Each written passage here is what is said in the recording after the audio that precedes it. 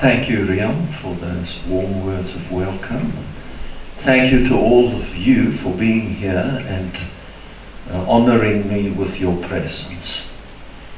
Perhaps I can paint a picture for you of the leaders I admire, the leaders I put on a pedestal. What do they do? How do they behave? First thing that stands out is they always have a positive vision.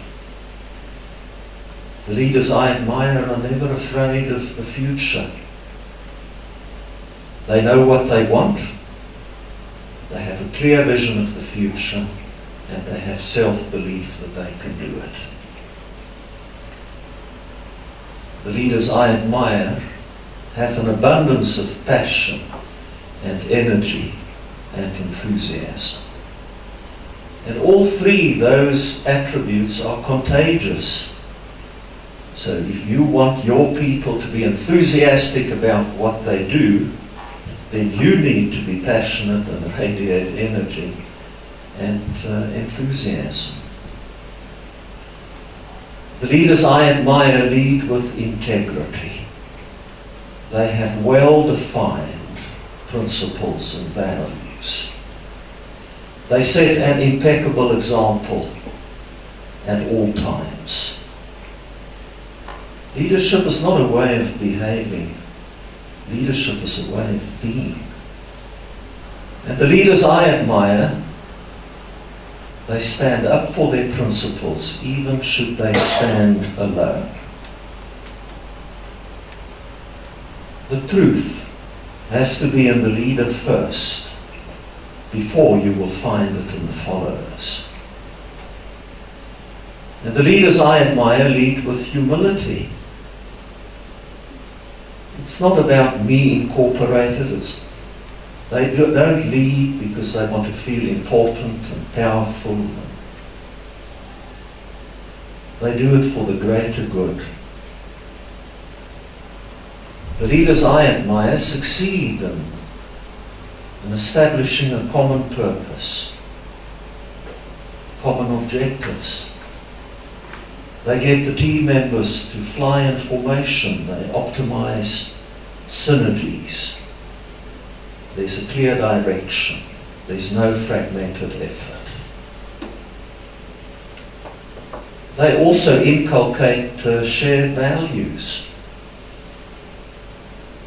Have you ever been exposed to the power, the impact of values-driven leadership?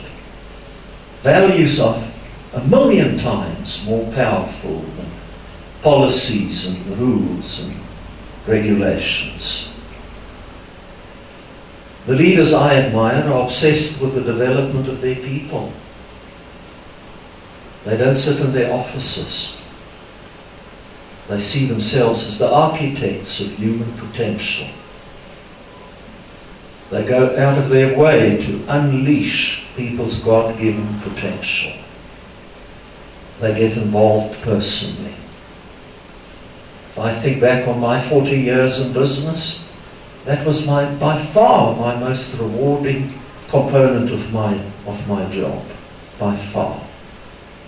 To see a security guard become an IT executive, a pump attendant, a parts manager, a switchboard operator, a dealer principal.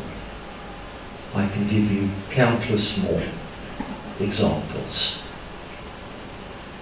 The leaders I admire, they succeed in cultivating quality relationships with their people based on trust. I want to say again, you can't demand people to trust you. You have to earn it, and there's no shortcut. You have to be principled. You have to be candid. You have to be fair. You have to be consistent. And should people trust you, then you've earned the legitimacy to lead.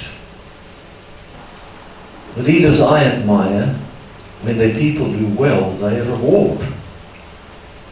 They have what Stephen Covey calls an abundance mentality. They celebrate with their people and they share with their people. they close the loop. My hero leaders, they are visible, they are accessible. Nothing is more demotivating than an absent leader, a person who hides behind his office door. The leaders I admire have the ability to communicate clearly, concisely. They give information meaning. They don't just dump. The leaders I admire deliver results. They get the job done.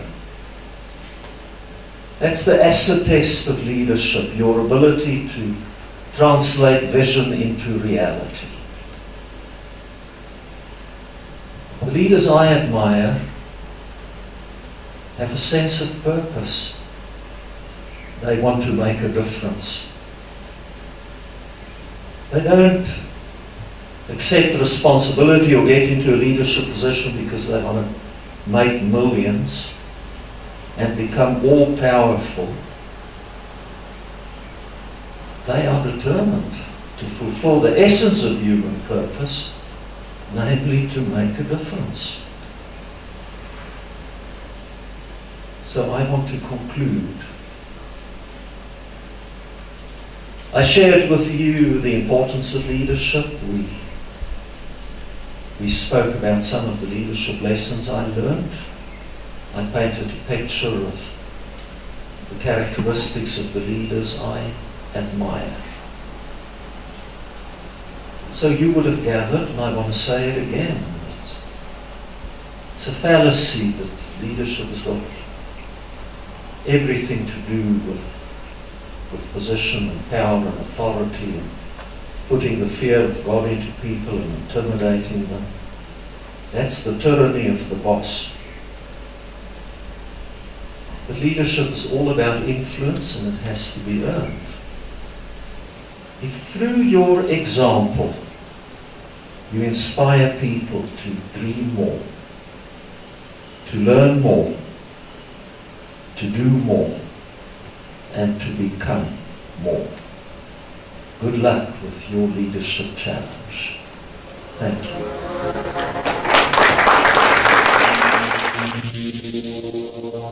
you.